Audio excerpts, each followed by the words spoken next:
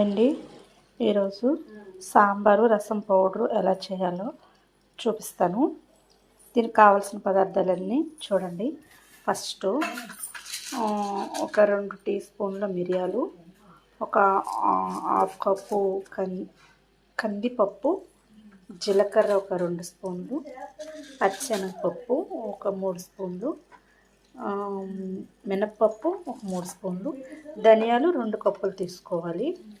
ఒక 10 ఎండుమిర్చి తీసుకోవాలి.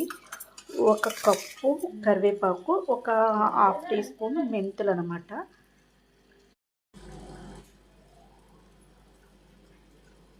వేడెక్కాక ఇలాగా మిరియాలు వేసుకోవాలి.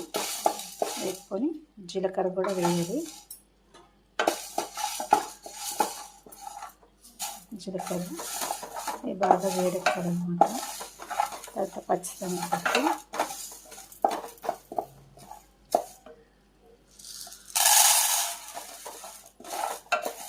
మినప్పప్పు,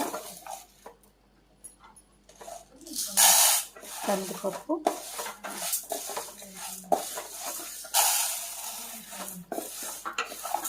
బియ్యం,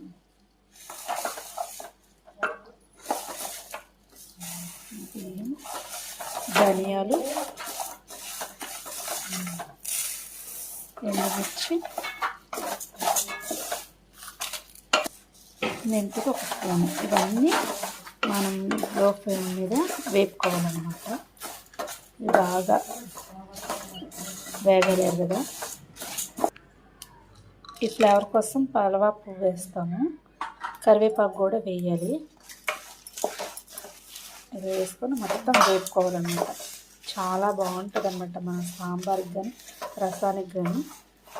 ఇందులో కొంచెం బాగా వేగాక ఇంగు వేసుకోవాలి. ఇంగువను ఒక హాఫ్ పట్టుకున్న తర్వాత మొత్తం అంతా ఇలా వస్తుందన్నమాట. చూడండి పౌడరు చాలా చాలా బాగుంటుంది.